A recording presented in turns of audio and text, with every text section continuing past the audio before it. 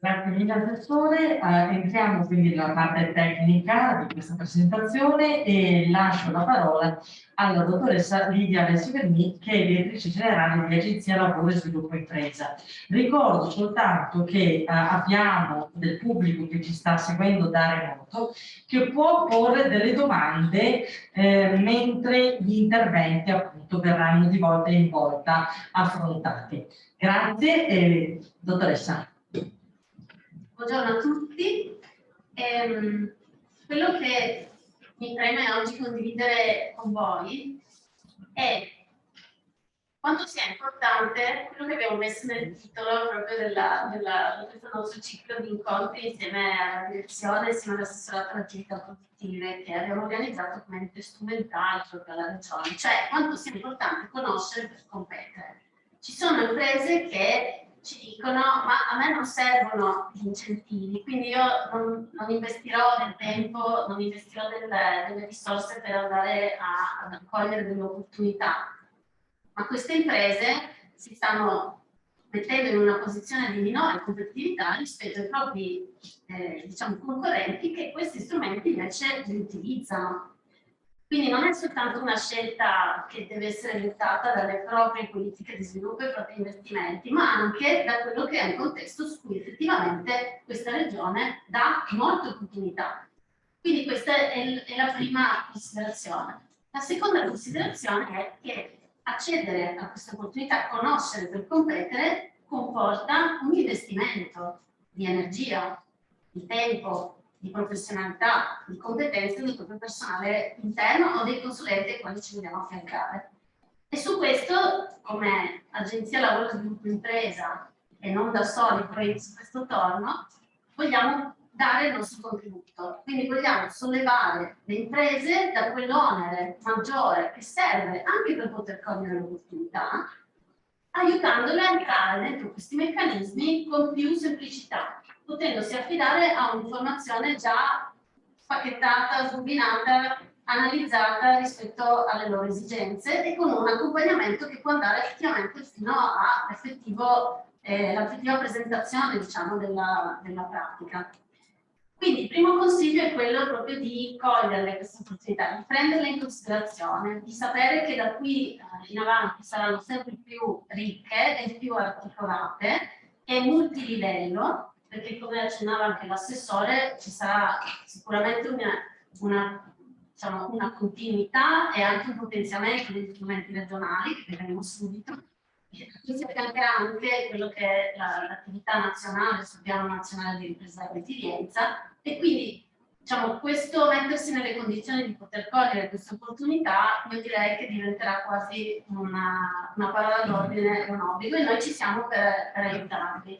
Come vi dicevo non lo facciamo da soli, lo facciamo anche insieme al team per la ripresa, che è un team che abbiamo costituito insieme al centro di assistenza tecnica del terziario, al centro di assistenza tecnica dell'artigianato, alla Confindustria Udine, a Confindustria Alto Adriatico e all'Associazione Piccola Impresa. È un progetto veramente inedito che sta iniziando veramente a darci dei risultati considerevoli. Abbiamo avuto un aumento di più del 50% delle richieste da parte delle imprese. E quello che è molto, secondo me, interessante è che è un progetto trasversale in cui questo gruppo di professionisti si forma insieme, conosce meglio insieme le misure regionali ed è in grado poi di prendere in carico i fabbisogni delle singole aziende che ci richiedono l'appuntamento per conoscere qual è il range di opportunità e orientarsi in questa proposta che nel ciclo di incontri conoscere quei competenti insieme alla direzione centrale attività produttive stiamo mano a mano illustrando e vedrete che appunto è molto ricca, è molto completa ed è stata potenziata dalla legge sviluppo impresa. E a questo si aggiunge un'attività che facciamo nei consorzi, stiamo stringendo delle convenzioni con i consorzi sviluppo economico locale e il personale di agenzia sarà presente con un desk periodicamente girando tutti i consorzi per venire noi dalle aziende e quindi diciamo sollevare anche da questo onere che tante volte è l'incontro in presenza che si fa perché è utile ma che comporta in questo momento magari il trasferimento nella nostra sede o un appuntamento che ne so, negli uffici regionali di Udine, no, veniamo noi, veniamo dei consorzi di sviluppo economico locale dove c'è tanta impresa e c'è anche la collaborazione preziosa proprio con gli amici e colleghi dei consorzi stessi.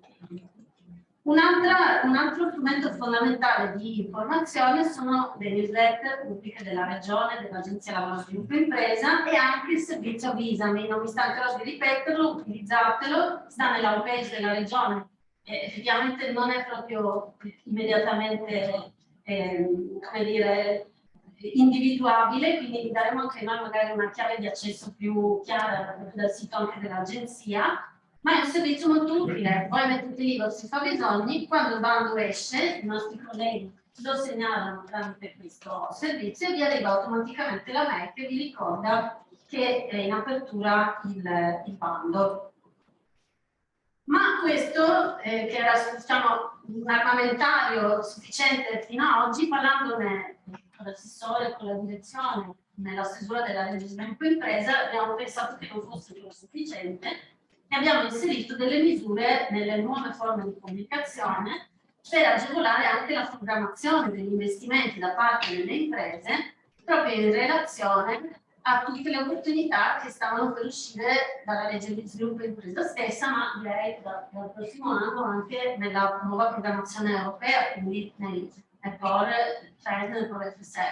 Perché sempre più spesso riscontriamo che non possiamo arrivare a ridosso di un'apertura per ordinarci ad utilizzare una certa opportunità. Abbiamo alcuni strumenti che sono aperti continuativamente e che vanno conosciuti e utilizzati, uno di questi principi dell'accesso al credito, ma ci sono anche molte agevolazioni fiscali nella nostra regione che andrebbero conosciute e utilizzate e con il team per la ripresa ci stiamo specializzando anche su questo perché spesso le imprese non le usano. Quindi l'operazione è stata quella di dire le imprese hanno bisogno di sapere per tempo che cosa uscirà, perché se hanno programmato un investimento magari è opportuno scadenziarlo nel momento in cui potrà anche beneficiare di un incentivo, oppure se un investimento non lo stanno programmando perché pur avendone bisogno manca quella spinta, diciamo, possono invece metterlo nel proprio budget contando su un'opportunità che sta per uscire. E quindi lo strumento è il calendario degli incentivi che è stato recentemente pubblicato, è stato recentemente presentato in una conferenza stampa dall'assessore Dini e dalla direzione centrale attività produttive. È uno strumento di lavoro apparentemente semplice ma che ha sotto una sua complessità e che secondo me oggi merita una piccola analisi da parte nostra in questa sede, perché parlando del margine con gli amici che so che approfondiscono sempre e che studiano tutte le opportunità per le imprese, ho visto che ancora non siamo entrati proprio in confidenza, invece è uno strumento utilissimo, 2 facciate su cui potete avere una fotografia ad oggi di quella che è la programmazione delle attività produttive per i bandi in uscita. E l'abbiamo progettato anche con una certa attenzione proprio al lato utente. Quindi non ci siamo solo detti quando usciranno i vari bandi, ma ci siamo immaginati che l'impresa aveva bisogno anche di sapere quando chiudono, che cosa succede in questo mese, in questo trimestre rispetto all'altro mese, all'altro trimestre. È uno strumento che ci impegniamo a tenere aggiornato, che chiaramente si andrà ad arricchire nei mesi più lontani, che oggi sono più ovviamente più vuoti perché ci saranno delle finanziarie, degli assestamenti, dei programmi in uscita, ma è uno strumento che già oggi ci dà una visibilità piena per 14 mesi in avanti, cosa che non è banale, e aiuta tutti noi anche del team per la ripresa per dare delle bussole ancora più complete all'impresa che si rivolge a noi, tant'è che proprio il team per la ripresa ce l'aveva anche suggerito, poi appunto c'è nella legge di sviluppo impresa e ora è pienamente operativo. Andiamo a vedere come funziona. Vedete che abbiamo scelto dei marcatori di colori diversi che hanno significato. Quindi le linee indicate in arancione sono quelle in apertura, quindi sono le informazioni più pregiate che ci consentono di programmare i nostri investimenti come aziende e che consentono a noi, come attività di servizio, di programmare la nostra attività anche di stimolo e di diffusione. Quindi se da noi viene un'azienda del commercio e del turismo, possiamo dirgli, ad esempio, che è in apertura proprio in questo trimestre la linea, diciamo, che noi chiamiamo dell'articolo 100, quindi la linea che dà proprio una copertura completa su tutti i fabbisogni di investimento dell'azienda terziaria. Nello stesso periodo abbiamo in apertura il fondo turismo e sono in apertura i ristori per i maestri di sci, quindi vedete già in una settimana questa notizia diventa concreta. Quindi in arancione vedete, chiedo solo un attimo alla regia di andare anche sulla seconda slide e poi tornare su questa, vedete le previsioni di apertura, comprese quelle aperture che sappiamo essere periodiche, di cui ci parlerà oggi l'architetto Adami, come gli incentivi all'insediamento, e qui hanno una calendarizzazione molto chiara, di modo che anche lì investimenti grossi, scelte di investimento, scelte di localizzazione, l'impresa li può fare avendo un foresight chiaro di che cosa l'amministrazione mette a disposizione in quel momento. Poi ci tornerà l'architetto Adami, a noi come agenzia interessa molto la linea specifica per la creazione investimenti. Quindi noi possiamo già dire a un investitore che si avvicina e si interessa alla nostra regione, quelli sono i periodi in cui esce lo specifico bando per investimenti molto, molto cospicui. Tornando un attimo alla slide precedente, in azzurro trovate tutte le linee aperte. Anche questo ovviamente nei mesi poi si aggiorna e cresce la parte aperta. Vedete indicata sia di cosa si occupa la linea in maniera molto sintetica, sia quando è effettivamente il giorno di chiusura, perché anche questo è importante. Infine abbiamo pensato di arricchire lo strumento con quelle informazioni che sono nei riquadri in rosa e quindi per ogni mese dire attenzione, è lì che si chiude quell'opportunità. Quindi anche quelle che si vanno ad aprire nei mesi prossimi, che sappiamo già qual è l'apertura e la chiusura, segnaliamo anche attenzione, per esempio ti interessa il progetto di aggregazione in rete, appunto aperto fino al 1 marzo 2022, quindi cerca già oggi le alleanze, preparati, e noi generalmente come agenzia chiamati per la ripresa forniamo per esempio un'informazione diciamo sui bandi precedenti, quindi sappiamo che la direzione ha una giusta omogeneità solida, una sedimentazione di competenze professionali altissime, per cui c'è anche una certa omogeneità, quindi già l'impresa può dire in quel periodo esce, il bando probabilmente in questo specifico caso è simile o non è simile al precedente, quindi abbiamo una serie di strumenti da dare in più e questo secondo me è un lavoro che può essere molto utile, quindi anche per noi il calendario è uno strumento di lavoro. Infine, sotto vedete le linee sempre aperte, aggiungeremo poi nei prossimi aggiornamenti anche la parte dell'IRAP in maniera più evidente, perché anche quella in realtà è una linea di incentivazione sempre aperta e lo ricordo vale per moltissime fattispecie, anche per le aziende da ultimo, e citando un tema molto importante per questa direzione attività produttive e turismo, ma anche per la direzione centrale del lavoro, già oggi le aziende possono avere delle agevolazioni IRAP se introducono misure di welfare o comunque di miglioramento del benessere lavorativo.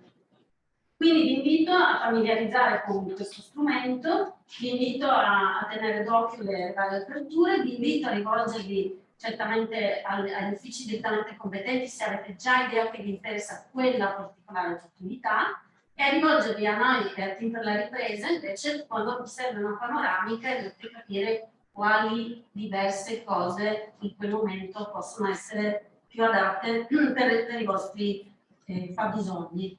Come diceva l'assessore, questi non sono solo incontri di illustrazione, ma sono anche incontri di ascolto, quindi non soltanto le domande che magari vorrete rivolgere ai colleghi, ma anche se avete piacere di lasciarci poi un vostro feedback, un vostro riscontro, una vostra segnalazione. Abbiamo qui i colleghi dell'Agenzia Regione Cronache che ci stanno aiutando in questo ciclo di incontri a raccogliere proprio delle testimonianze video delle imprese. Devo dire che fino adesso sono state interessantissime nelle precedenti tappe e un po' alla volta le metteremo ovviamente a disposizione di tutti. Abbiamo raccolto molti materiali da questo ciclo di incontri e saranno poi importanti per l'attività diciamo, di affiancamento alla progettazione di nuove misure che noi svolgiamo quando ce lo richiede la Regione.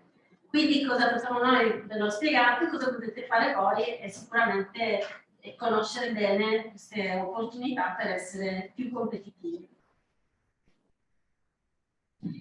Grazie mille alla dottoressa Lidia Alessio Verni.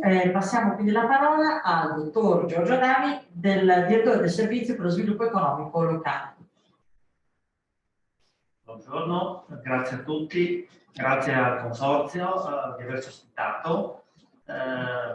Sarò sintetico e vado ad illustrare una misura contributiva che ha avuto, siamo alla quarta apertura, ha avuto diciamo, un'interessante appetibilità. È una misura dedicata sostanzialmente, soprattutto nella fase iniziale, agli agglomerati industriali, mentre invece, come avrò modo di illustrarvi, stiamo lavorando per estenderla ulteriormente. Un grazie al Consorzio anche perché ha un'attività diciamo così, collaborativa insieme a noi su questa misura, tant'è vero che l'istruttoria diciamo, tecnica viene seguita dal Consorzio, per cui devo dire che abbiamo lavorato in questi anni bene proprio col Consorzio di Udine. Possiamo iniziare, andiamo avanti. Ecco, la misura sugli incentivi all'insediamento nasce con la legge 3 del 2015 con rilancio impresa e viene potenziata recentemente con la legge regionale 3 del 2021 sviluppo impresa. Come dicevo, nasce inizialmente con una forte propensione accentrativa verso gli agglomerati industriali, proprio nell'ottica di utilizzo estensivo di tutte le infrastrutture che nel tempo sono state realizzate, mentre con la legge sviluppo impresa nell'ottica di portare le esperienze dei consorzi anche al di fuori degli agglomerati industriali, come diciamo siamo abituati a conoscerli, quindi sostanzialmente le zone di 1, la stiamo potenziando per andare anche sulle zone di 2 e di 3 al di fuori appunto degli agglomerati industriali, secondo delle particolari caratteristiche. La misura si incardina su un regolamento che è un regolamento direi abbastanza articolato sia per la fase procedimentale, tant'è vero che il procedimento comporta sostanzialmente un arco temporale di circa 6 mesi per giungere alla concessione. Ricordo però in questo senso che anche per questa misura vige sempre la disposizione per cui le iniziative possono essere avviate dalla data di presentazione della domanda, quindi di per sé l'effetto della procedura viene neutralizzato, e anche ovviamente nella parte poi delle spese ammissibili su questo regolamento, perché una delle caratteristiche proprio che denota l'appetibilità è proprio quella di essere una misura molto completa, perché va dagli investimenti materiali agli investimenti immateriali ai costi salariali, nonché a tutta la parte poi energetica e di efficientamento. Per cui tendenzialmente un'impresa che si rivolge a noi per attivare questa misura tendenzialmente non ha bisogno di ulteriori fonti di finanziamento. Siamo alla 7ª edizione di questo regolamento, possiamo andare avanti, che denota che effettivamente è una misura che ha già avuto molte necessità di aggiornamento, proprio appunto per la sua complessità. Brevemente questa diapositiva illustra sostanzialmente l'ambito di applicazione. Vediamo in questa slide i comuni dove sussistono gli agglomerati industriali, in particolare quelli in nero sono gli agglomerati industriali gestiti dai consorzi, ma ricordo che la misura è applicabile anche nei distretti industriali e quindi nelle zone di 1 appunto nella zona del Pordenonese e anche del Manzanese. Andiamo avanti. Ecco, alcuni numeri iniziali. Siamo attualmente al quarto quadriennio, ossia al primo quadriennio di attivazione della misura. Abbiamo finanziato 76 interventi per un importo di quasi 34 milioni di euro e investimenti complessivi attivati dalle imprese di circa 180 milioni di euro, con un pacchetto di assunzioni di oltre 500 occupanti. Sostanzialmente, come vi dicevo, la misura ha un certo rilievo dal punto di vista dei target di ingresso, tant'è vero che mediamente noi vediamo che sono investimenti da 2,3 milioni di euro, assunzioni di circa mediamente 6,5 unità, incentivi nell'ordine dei 450.000 euro per una percentuale di copertura che va nell'ordine del 20%. Come vi dicevo, la misura nasce nel 2015 con il regolamento di venta strutturale nel 2017 E con sviluppo impresa recentemente abbiamo attuato questo significativo potenziamento, in particolare riferito a due ambiti. Uno, quello dell'attrazione investimenti, dedicato in particolare alle imprese che non sono attualmente presenti in regione, quindi con un forte accento attrattivo, e secondo punto l'applicabilità anche al di fuori degli agglomerati industriali tradizionali. Un flash di sintesi sul consorzio COSEF. In questo primo quadriennio abbiamo 14 iniziative che sono in corso di evoluzione, alcune le stiamo concludendo, un importo finanziato di 5,7 milioni di euro per un volume di investimenti di oltre 40 milioni di euro e 81 assunzioni.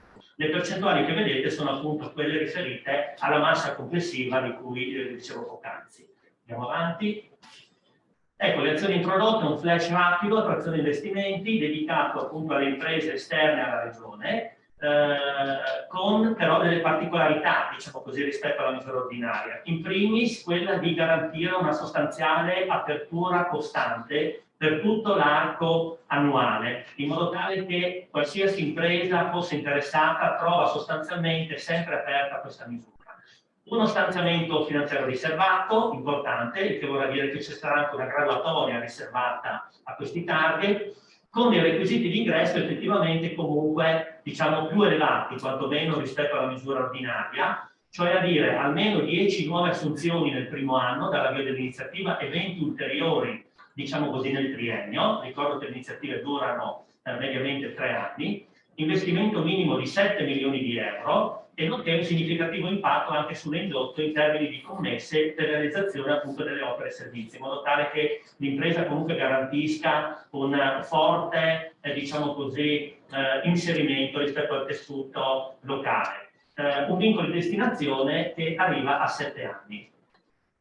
L'azione invece che vi dicevo sulla possibilità di applicazione anche all'esterno degli agglomerati industriali, che devo dire è un'iniziativa che è proprio in progress, perché ricordo che sviluppo impresa l'abbiamo messa a terra proprio in quest'anno con tutti i regolamenti attuativi che nel frattempo abbiamo fasato, e siamo nella fase in cui abbiamo perfezionato recentemente con i consorzi le intese che dovranno essere stipulate con i comuni, perché la misura potrà essere quindi applicata nelle zone di 2 e di 3 della montagna, previa intesa consorzio comune, nonché nelle zone di 2 e di 3 dei comuni già dotati di zone di 1, quindi per un effetto di attrattività, diciamo così, delle zone di 2 e di 3 rispetto all'agglomerato centrale, sempre previa intesa, e ultimo anche in relazione ai complessi produttivi degradati.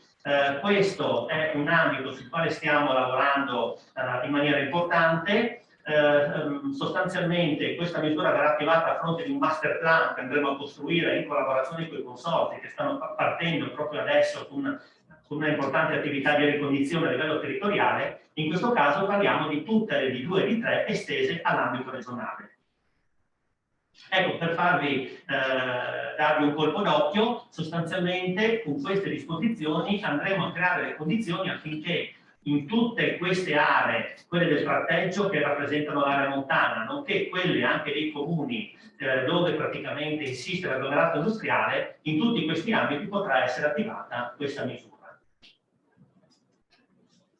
Ulteriore dato di sintesi, vado molto veloce, giusto per rappresentare velocemente, diciamo così, la progressione che c'è stata su questa misura. La vedete sia in termini di istanze, sia in termini di importo finanziato, che passa da un 4,5 milioni agli 11 milioni dell'ultimo stanziamento, e ovviamente anche degli investimenti, dei volumi degli investimenti da parte delle imprese, nonché sulla parte delle assunzioni, che è un dato un po' più, diciamo così, aleatorio, proprio anche per le motivazioni che diceva poc'anzi l'assessore, però è sicuramente un target importante. È evidente che a fronte delle aperture che abbiamo introdotto ulteriori con sviluppo impresa, ci approssimiamo a intravedere un ulteriore forte incremento, diciamo così, di queste dotazioni finanziarie.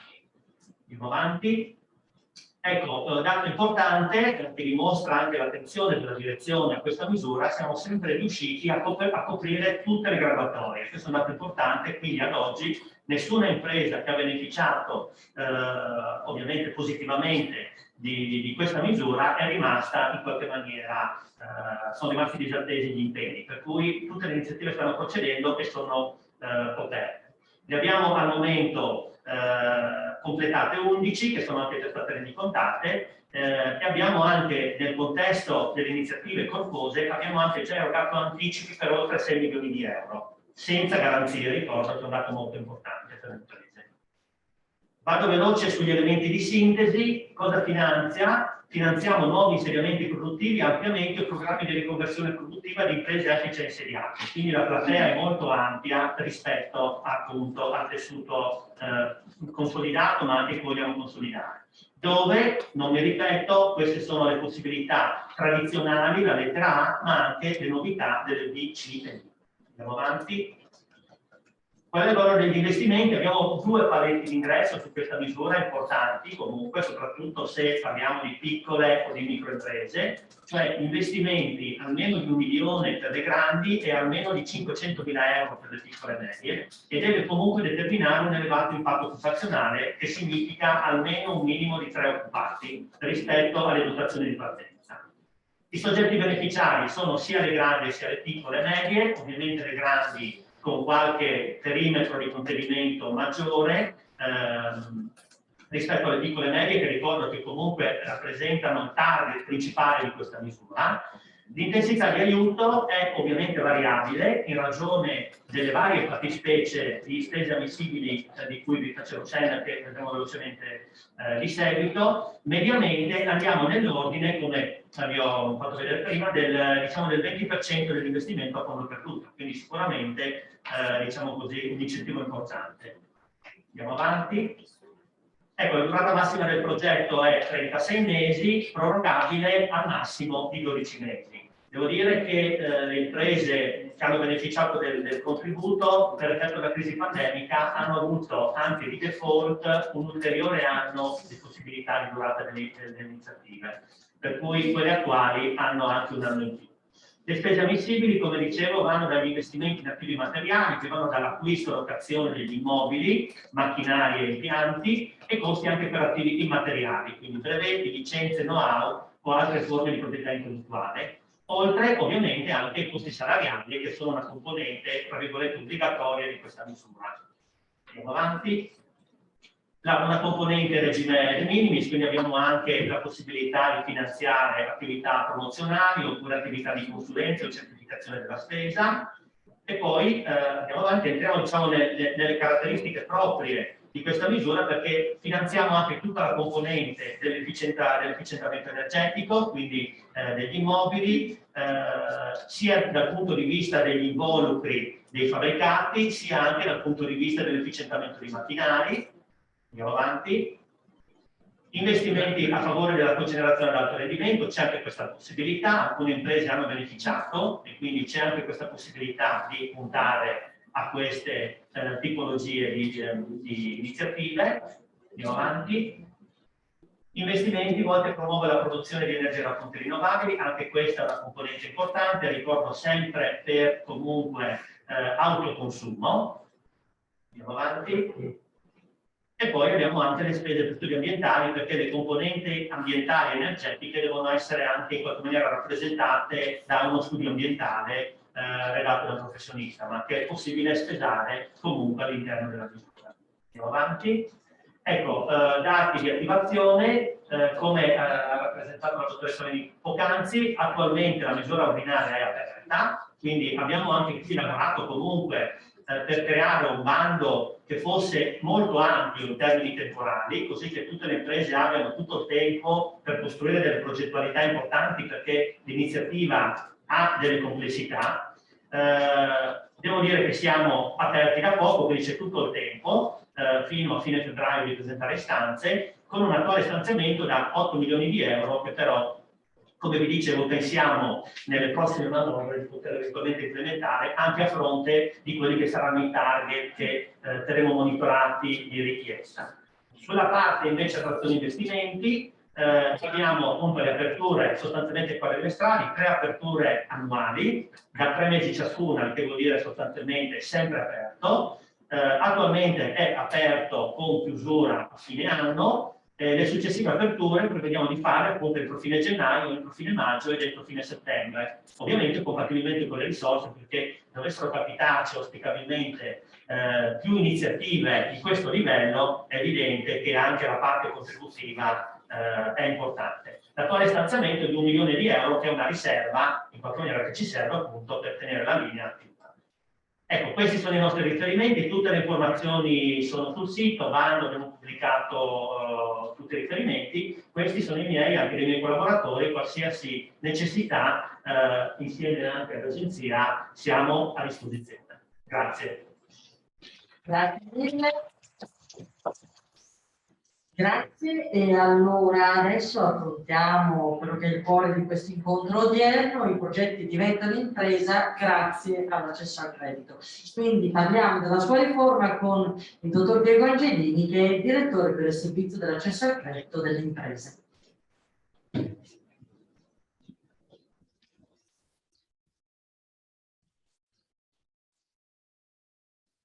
Buongiorno a tutti. Allora, interventi della Regione per promuovere e agevolare l'accesso al credito da parte delle imprese.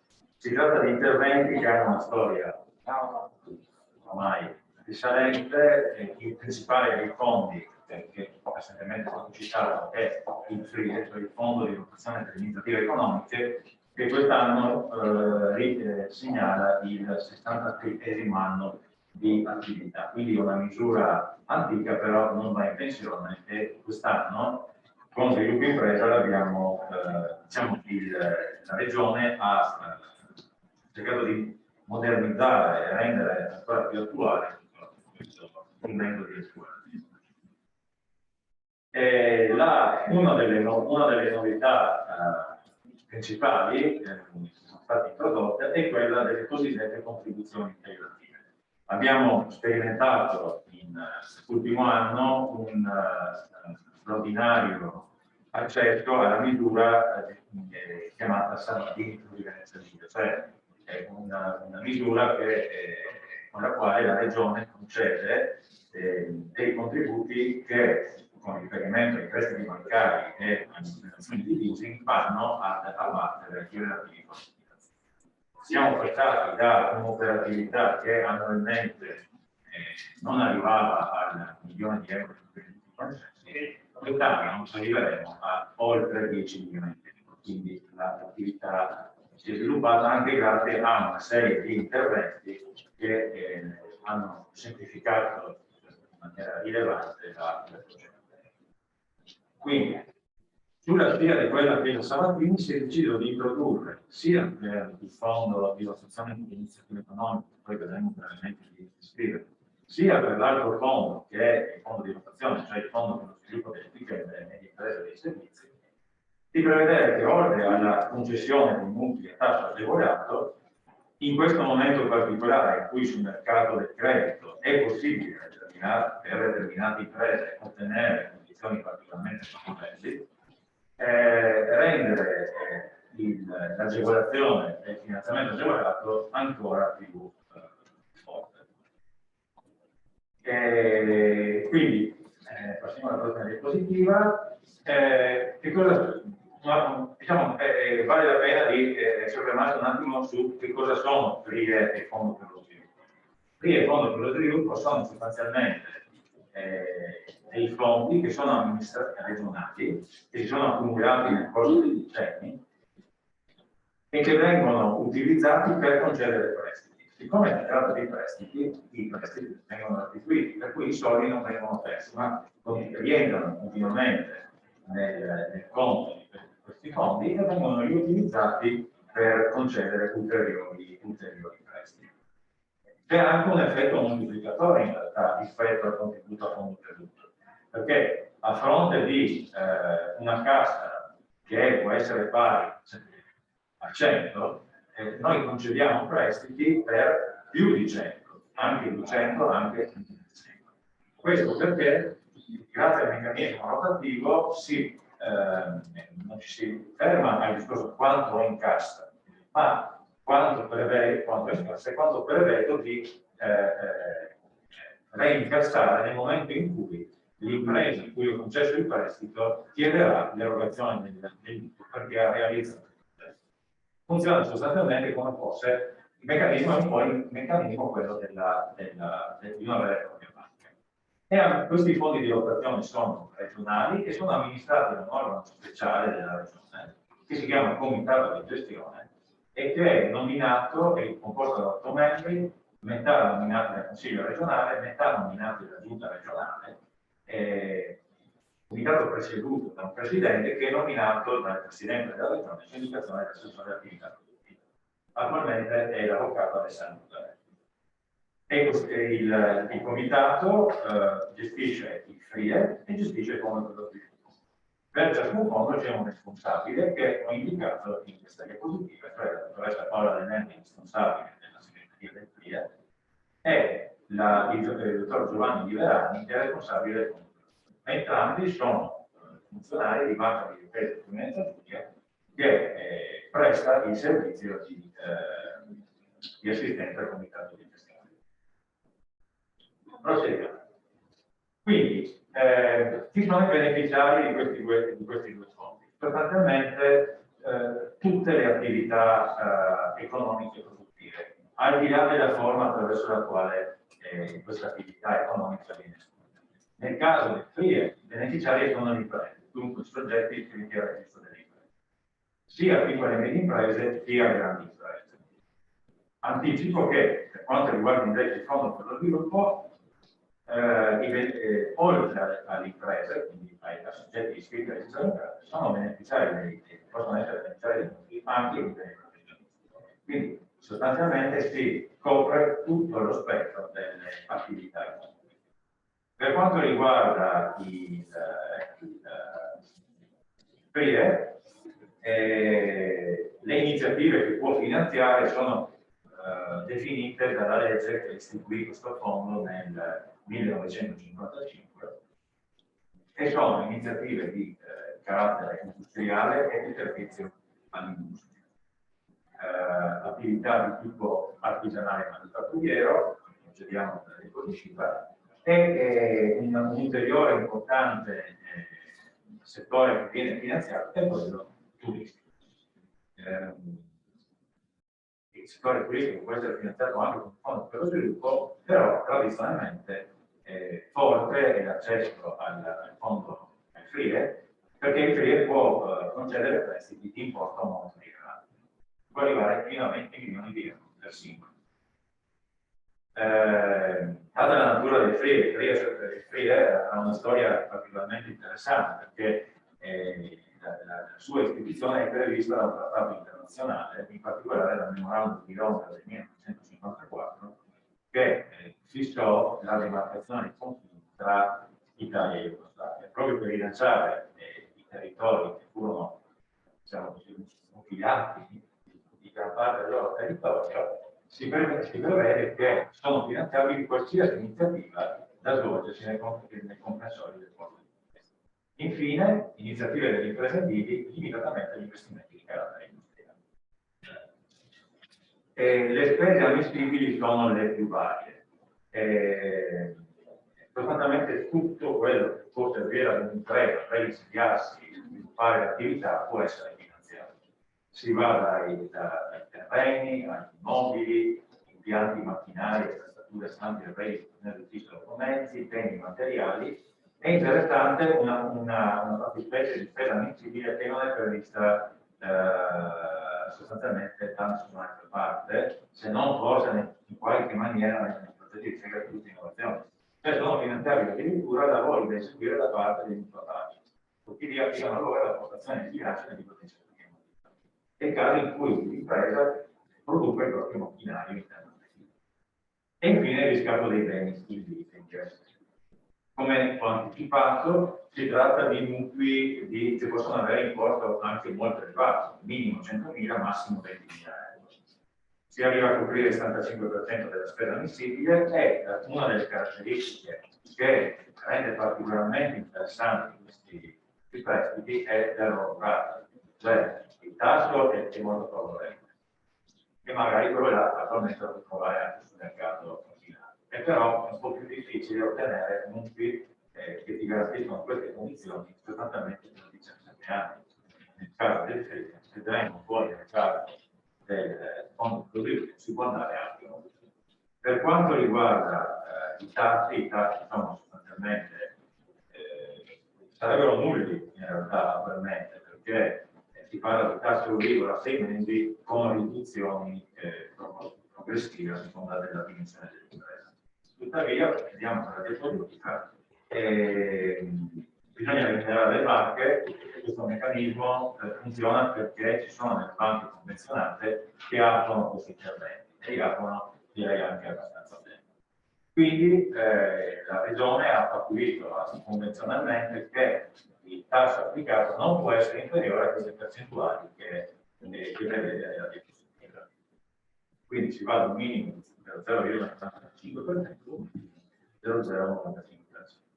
Qua interviene la novità di cui vi parlavo precedentemente, introdotta dal Sviluppo, e cioè le contribuzioni integrative. Dal 1 novembre 2021, quando l'impresa presenta la domanda di finanziamento agevolato alla banca convenzionata, può, se lo ritiene, chiedere anche la concessione, unitamente al finanziamento agevolato, di una contribuzione integrativa. Si tratta di una contribuzione integrativa che è quantificata nella misura del 5%, ovvero in determinati casi del 5,5% dell'importo mutuato. Si è fissato un importo massimo complessivo della contribuzione integrativa che può essere concessa al medesimo beneficiario nel corso di un anno solare e pari a 150 euro. Sostanzialmente, qua vedete i casi specificamente disciplinati dalla normativa regionale in cui può essere richiesta la misura maggiorata. Sostanzialmente con queste contribuzioni integrative, sulla base delle stime che sono fatte con riferimento a piani di ammortamento in essere, si può arrivare ad un sostanziale tratto zero, ma anche meno di zero, perché sostanzialmente sono coperti tutti gli interessi serviti da piani di ammortamento nel caso di mutui che hanno durate, diciamo, inferiori a 10 anni. Se si superano, ovviamente il piano di ammortamento diventa più articolato e a quel punto si va da un minimo di dimezzamento degli interessi già agevolati al massimo della riduzione totale degli oneri finanziari. Se poi consideriamo gli oneri che la contribuzione integrativa, come vedremo nella diapositiva,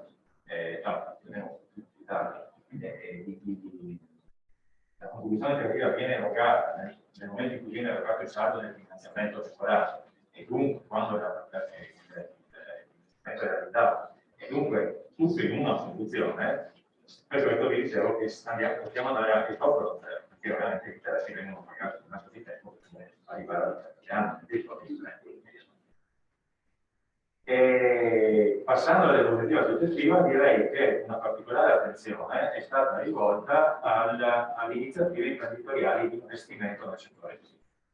In questo caso la contribuzione è sempre pari al 5,5% ed è stata fissata anche, diciamo, nel caso in cui le risorse dovessero essere sufficienti a finanziare tutti, ma per il settore pubblico che è stato individuato come particolarmente strategico in questo momento. Ma insomma, auspichiamo che le risorse siano sufficienti per finanziare tutte le domande che sottolineo che niente della dotazione del FRIE, del Fondo per lo Sviluppo,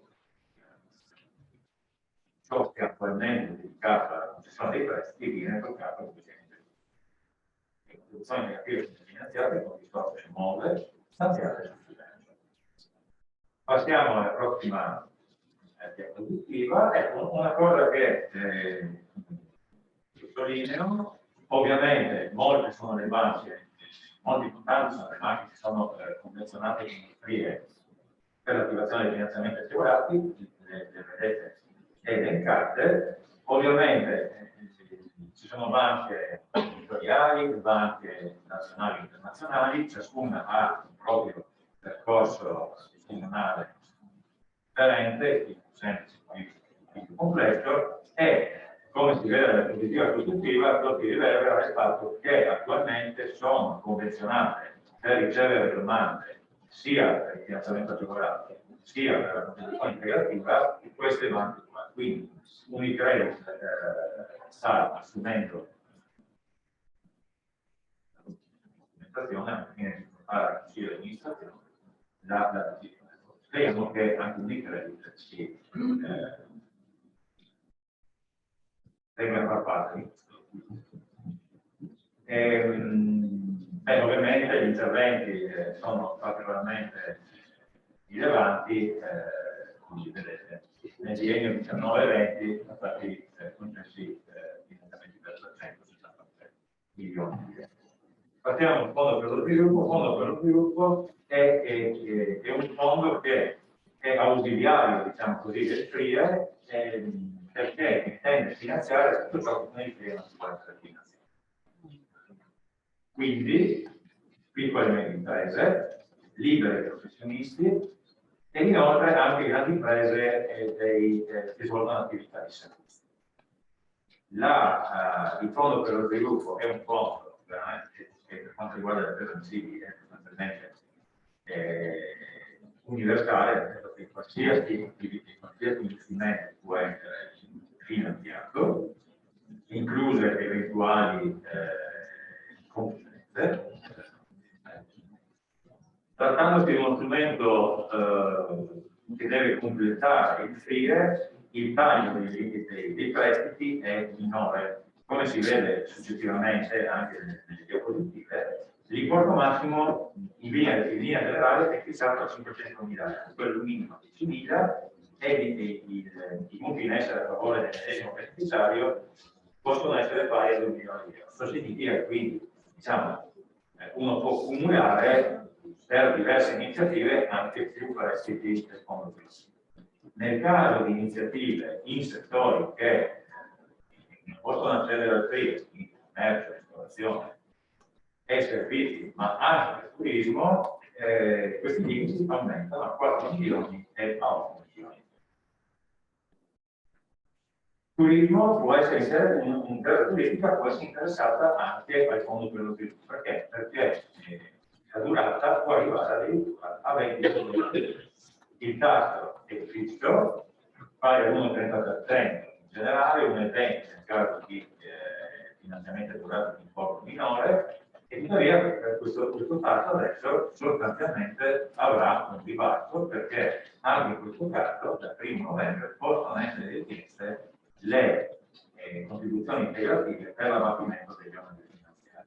Anche in questo caso 5%, 5,20%, progetto massimo di 150.000 euro, diciamo che ottenere la percentuale maggioranza è meno complesso nel caso del fondo per lo sviluppo, perché di fatto si tratta di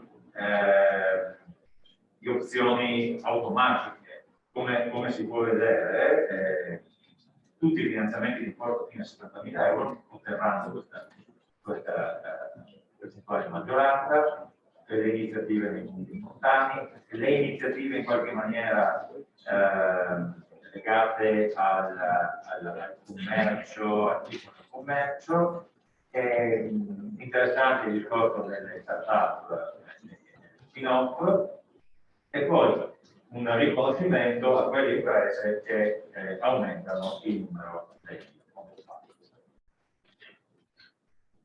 Anche in questo caso il turismo ha diritto a ottenere questa percentuale maggiorata, le banche convenzionate nel caso del fondo turismo sono un po' di meno di quelle del PIE, e questo ci dà un segnale nel senso che gli strumenti, gli interventi nell'ambito del credito agevolato devono essere tarati certamente sulle esigenze delle imprese, ma devono tener conto anche del fatto che camminano sulle gambe degli istituti convenzionati. Quindi più semplici sono le procedure, più contenti sono le imprese, ma anche più contenti sono gli istituti finanziari, e quindi gli istituti finanziari si convenzionano.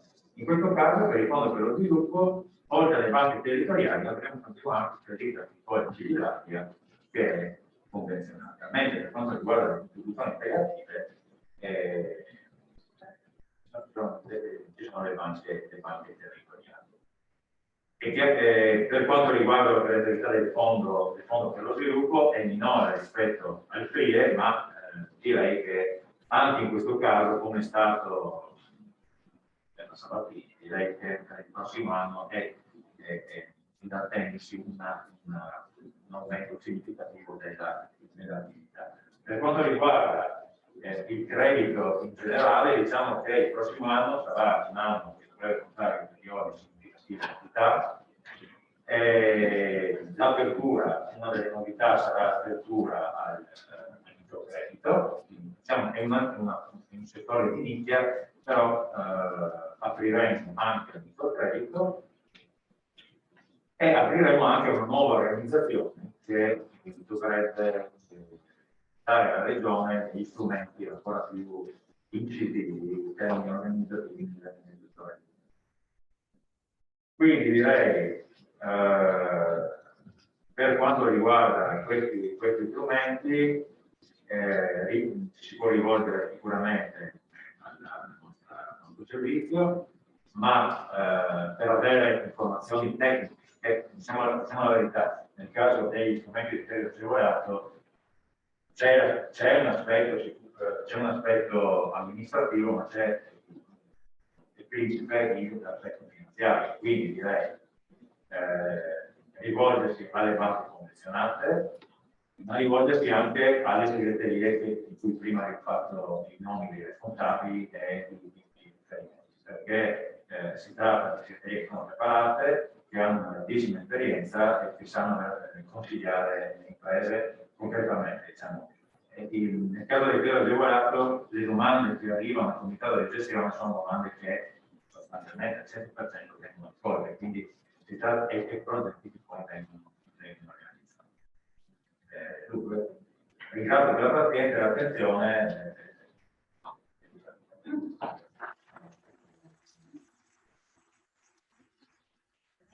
Angelini, mentre invito la sala a pensare ad eventuali domande, vado a leggere una domanda che ci arriva appunto dal nostro pubblico online.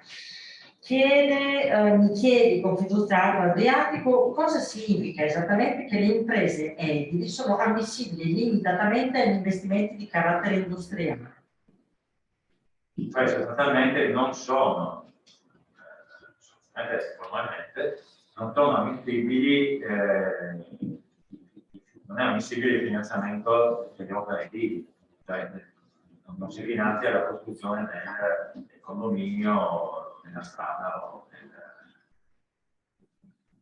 ponte, ma tutte le attrezzature che servono per costruire l'immobile. Grazie, chiedo alla sala se ci sono domande. Sì, un attimo devo con il microfono.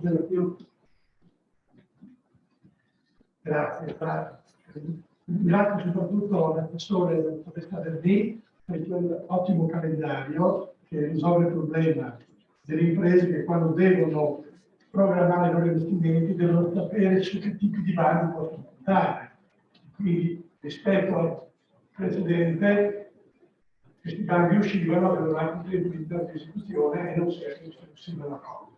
Quindi un'iniziativa gradevolissima, perfetta, per ringraziare in questo senso. Per quanto riguarda invece, volevo fare due osservazioni sul FRIE. È uno strumento risalente nel tempo che aveva la sua ragione di essere, perché allora si investivano soprattutto in mobili, terreni e in qualche misura anche in.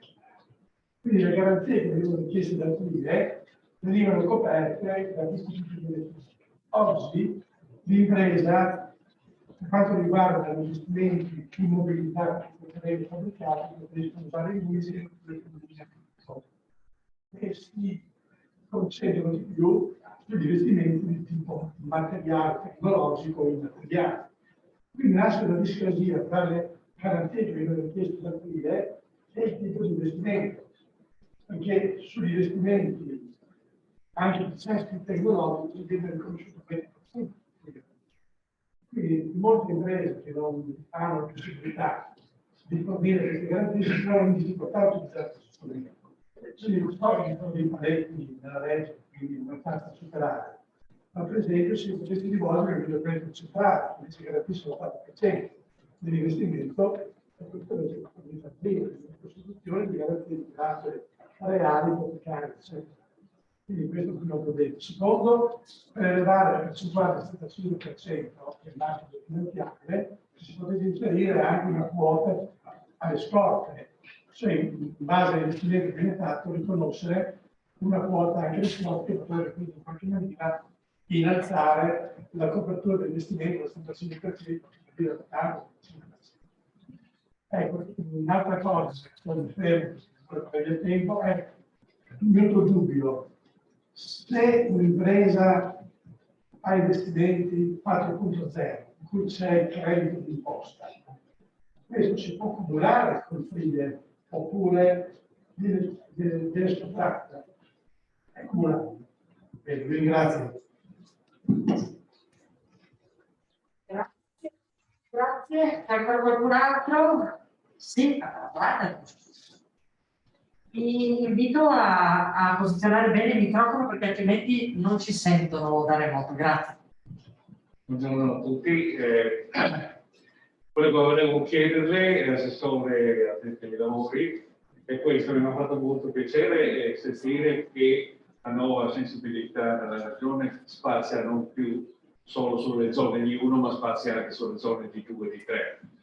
In questo contesto, conoscendo un momentino la realtà dei consorzi industriali di zone di 1 a livello nazionale, volevo chiederle se nelle zone di 2 e di 3, che potremmo definirle i parenti poveri, inteso in senso lato, fosse possibile avviare una forma di carattere organizzativo. Mi riferisco alla costruzione e a una spinta per favorire le comunità energetiche nelle zone di 2, perché le zone di 2 non possono avere quell'organizzazione caratteriale e imprenditoriale rispetto alle zone di 1, e conseguentemente chiedo se su questo tema qui delle comunità energetiche possono essere favorite nelle zone di 2 e di 3 soprattutto, possa essere un'opzione che nella legge 3 possa essere considerata sicuramente accettabile.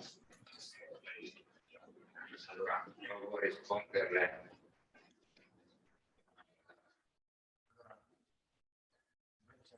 Fase di rivisitazione un po' dell'organizzazione territoriale, delle presenze dell'insediamento di territorio. Siamo in una fase di analisi. Abbiamo circa, non mi ricordo le tempistiche che siamo dati, però qualche mese siamo a disposizione, più di qualche mese a disposizione, per fare una mappatura molto importante. Come ha detto, se è facile fare una ricognizione sulle zone di 1, perché i consorzi hanno comunque già in pancia una mappatura importante, è un po' più complicato farle sulle di 2. Questa operazione poi noi la faremo anche a fronte proprio delle necessità, per esempio ha individuato lei comunità energetiche, piuttosto che è chiaro che questo sarà un lavoro fatto più mano, tradotto, sì dai consorzi, ma anche dagli enti locali, ma anche dagli stakeholder portatori di interesse.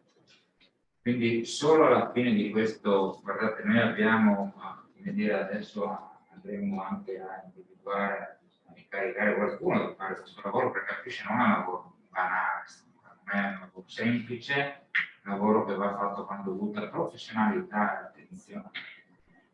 Quindi lì ci vorrà un po' di pazienza, stiamo cambiando un paradigma davvero importante, perché non, guardi, quello che dico mi ha colpito, adesso mi ricordo dove è stato, non sono più le imprese che vengono all'interno dei consorzi, quindi aree ben definite, ma siamo noi che andiamo nelle zone dove sono insediate le nostre imprese. Capite il problema della riqualificazione poi dei territori. Lei sa bene, conoscenza dei territori dove la storia ha portato a chiusura, dismissioni molto molto importanti. La manca di Leopardo su Venezia e Giulia, ma è importante. Quello che noi vogliamo è riqualificare queste aree, dare magari nuova vitalità delle aree che negli anni avevano segnato più tempo. E allora aveva fatto in maniera però attenta, perché se, come dire, è vero, se si va troppo velocemente si rischia di sbagliare il colpo. Noi non possiamo permetterci di sbagliare il colpo, quindi approfondimento importante, analisi importante per poter rispondere anche alle esigenze come quella che ha evidenziato lei.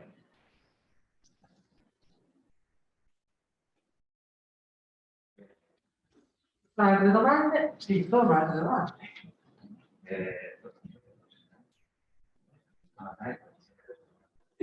Metto un attimino l'altro. Come vuole. Più che una domanda, la mia una riflessione su quello che è stato detto oggi anche in una certa maniera. Io sono del Nardone, sono un piccolo imprenditore qui della zona industriale. Nardone e Leonardo, il mio socio, siamo un'azienda che lavoriamo nel settore meccanico della precisione.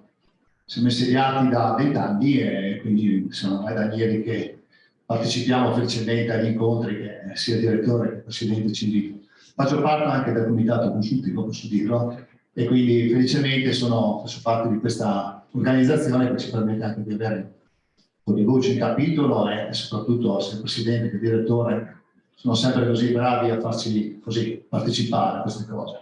Però insomma la giornata è un attimino così, focalizza un attimino quelli che sono gli aiuti economici, no? Per quanto riguarda quello che c'è, insomma il FRIE, conosciamo un po' tutti, credo, gli imprenditori di questa regione, sono stupidissimi, ne ho fatto uso e ne sto facendo uso anche tuttora.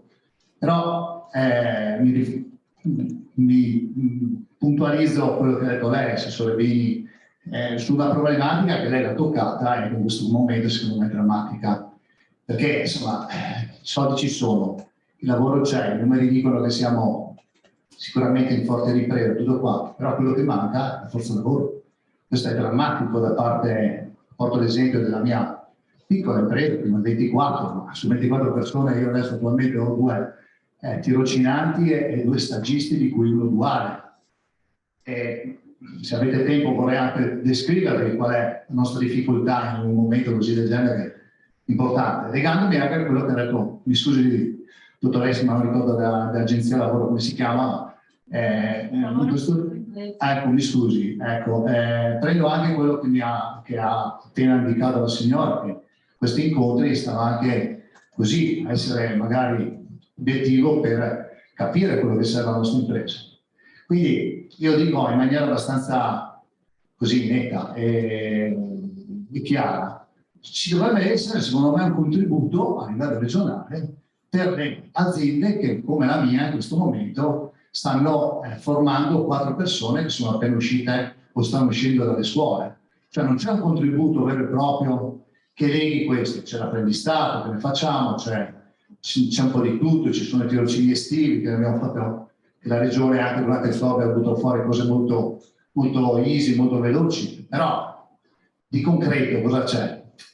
Adesso questa non è una critica, ma vuole essere anche magari un'indicazione, uno strumento, cioè soprattutto per le persone che vengono prese, perché è facile dire faccio formazione, in questo momento il mio socio sta seguendo 2 persone che insomma, fanno il Beazzi, tutto sommato sì, conoscono un po' la materia, ma sì, il campo di guerra è un'altra roba, no? Però sicuramente ci sono scuole che sono più vicine e scuole più lontane, non so, io ho fatto Marignani, mio figlio fa Marignani, ma in terza Marignani non si può più uno stage, sono stati tolti.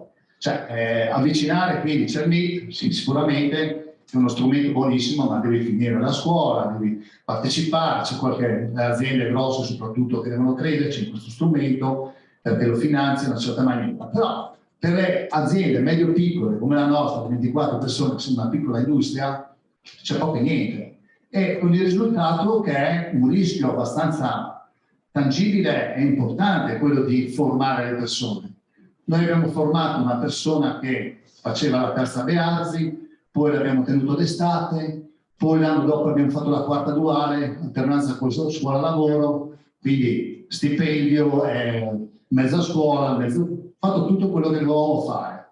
Quindi 3 anni, quasi 3 anni, e poi in 8 giorni questo è andato a fare il congesso, per dire, no? Cioè, tutto questo è, ok, rischio di impresa tutto quanto, ma io posso accettare questa cosa, ma se legassi questa persona a dire ti do 10.000 euro all'inizio dell'anno 2, poi così, e fai un percorso almeno di 7 anni, come qui sono, non so, i finanziamenti che tu devi tenere 7 anni il progetto e tutto quanto, forse leghiamo un po' le persone un po' di più a una concretezza in quello che vanno a fare, non sfruttano magari solo le aziende o gli imprenditori stessi. Quindi, cioè, fare qualcosa che secondo me ti lega la persona, e se non ti lega, paghi. Se vai via, paghi. O paghi del tuo, o paghi di quello che hai ricevuto. Quindi, adesso non voglio portarla tutta qua, però è inutile, fra virgolette, che io trovi il finanziamento per fare un ampliamento che vorrei fare, se non le persone a metterci dentro. Tutto qua, grazie.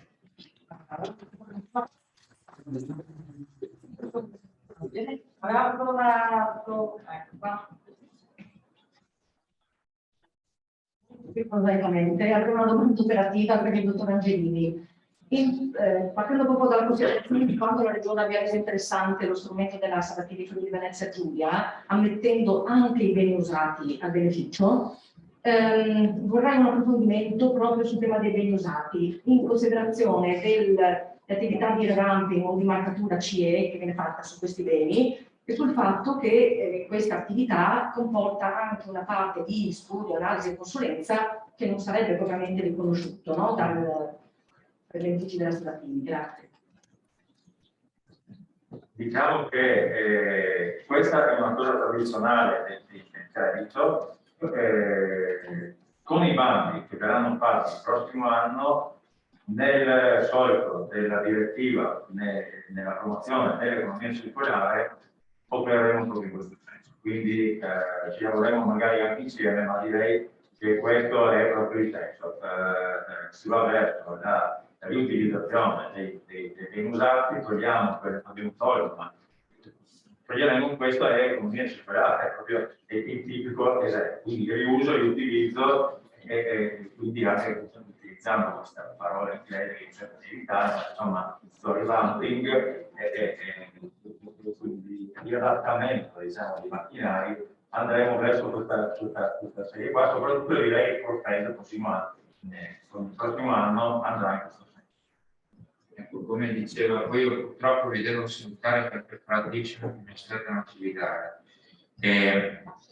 Noi siamo stati i primi in Italia ad aver, come correttamente mi suggerisce la dottoressa Alessio Verni, ad aver utilizzato strumenti per il revamping digitale, quindi abbiamo dato dimostrazione di essere avanti. Per quanto riguarda le sollecitazioni che ci sono, che lei ci ha avanzato, guardi, non ho la delega per quanto riguarda il lavoro, però ho la fortuna di lavorare in stretto contatto anche con la mia collega Rosoleno, che ha referato al lavoro. Devo dire che si sta muovendo in maniera prepotente per colmare quei gap che lei ha evidenziato. Però la cosa più importante, dottoressa, è ricevere lei dia i suoi dati in maniera tale che noi comunichiamo, mettiamo a disposizione, ci confrontiamo con l'amico imprenditore qua presente in maniera tale da vedere se ci sono degli strumenti anche meno conosciuti in grado di rispondere alle domande. Grazie, buona giornata.